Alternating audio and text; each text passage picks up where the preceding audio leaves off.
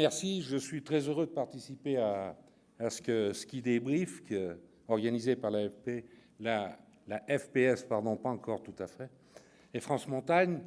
Plaisir de représenter aussi les écoles de ski. J'aborderai avec vous 3 thèmes. D'abord quelques chiffres, peut-être un peu moins conséquents que le Club Med, parce qu'on est un petit peu plus petit, mais quand même assez fier quand j'ai entendu le chiffre d'affaires du Club Méditerranée, pour dire qu'on fait quand même un petit peu plus que lui fait à la montagne, donc c'est quand même une bonne référence. Ensuite, bien sûr, un bilan de la saison. Et enfin, je vous parlerai d'un projet commun avec les chambres de commerce et d'industrie de montagne dans le cadre du développement durable qui nous touche, bien entendu, nous aussi. Alors, quelques chiffres. Les écoles du ski français, c'est 17 000 moniteurs. C'est 250 écoles de ski présentes sur tous les massifs. C'est surtout, dès qu'il y a un téléski, une baraque à frites, il y a un panneau ESF. Voilà, ça veut dire que de la plus petite à la plus grosse station, on est présent et que les gens arrivent à traverser l'océan pour venir nous voir, parce que je crois qu'on a une notoriété mondialement connue. On a un poste de leader et content de l'avoir, et j'espère de le maintenir. C'est aussi près de 2000 emplois de secrétaires, d'hôtesses d'accueil que nous avons dans les écoles de ski. Et puis, c'est 3500 stagiaires en formation et en phase d'intégration. C'est 2,2 millions de skieurs, 240 millions d'euros de chiffre d'affaires, avec un système de vente en ligne qu'on a mis en place il y a nous aussi quelques années, et un système qui est assez leader au niveau de la montagne. Cette année, on a fait 54 millions d'euros de chiffre d'affaires de vente en ligne, avec près de 20% d'augmentation. C'est 200 000 personnes qui ont réservé en ligne, avec un panier moyen de près de 265 euros. Donc, pour vous dire, ça va pas trop mal. D'autant plus que pour la réservation en ligne, on a la chance, pour ne pas se tromper, on fait payer la totalité au moment de la réservation, ce qui veut dire que quand ils arrivent, ils ont déjà le billet dans la poche, ils ne repassent pas à l'école, et pendant ce temps-là, ça nous donne un peu d'aisance pour démarrer la saison.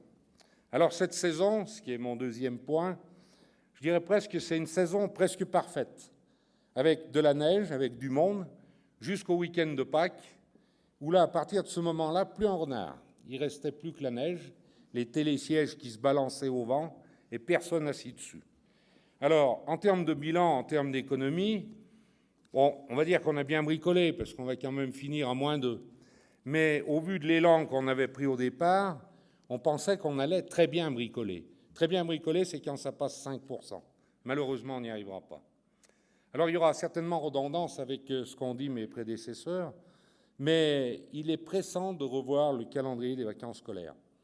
Je voudrais dire qu'aujourd'hui, comme il est fait, autant dire qu'il n'y a pas de vacances, et ça ne satisfait pas les gens du littoral, parce qu'eux, ils aiment bien voir venir les gens en week-end au mois de mai, et sachant qu'on sait très bien qu'au mois d'avril, les gens, s'ils viennent en séjour d'une semaine, ils n'iront pas sur la côte. Ils viendront une semaine au ski, ou ils ne viendront pas. Donc c'est quand même un peu d'argent perdu. Ensuite, pour nos enfants, puisqu'on veut les faire plus intelligents que nous le sommes, je crois que c'était le but recherché en voulant modifier ces vacances scolaires, j'espère qu'ils vont être brillants. Maintenant, qu'ils sachent qu'ils n'auront que 2 trimestres pour apprendre, parce que dans la situation d'aujourd'hui, ils n'ont plus qu'1 mois au 3e trimestre. Mais c'est peut-être ça qu'on fait des stars, on apprend mieux l'hiver qu'au printemps.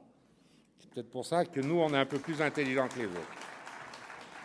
Alors, le dernier point, pour rester dans les 6 minutes qui me sont imparties, parce que j'ai presque chronométré, puis je vois qu'il y en a qui ont pris un peu plus de temps. Moi, je serai poli, je resterai dans ce qu'on m'a donné. Très bien, merci beaucoup. Donc, le troisième point, c'est le projet sur le développement durable qu'on mène avec les CCI, les chambres de commerce et d'industrie de montagne. Ça part du principe que les gens viennent faire leurs traces en montagne, et ce qu'on souhaiterait, c'est qu'au moment où la trace s'efface, il n'y ait plus de traces. Alors, vous voyez tous les jeux de mots qu'on peut faire avec ça.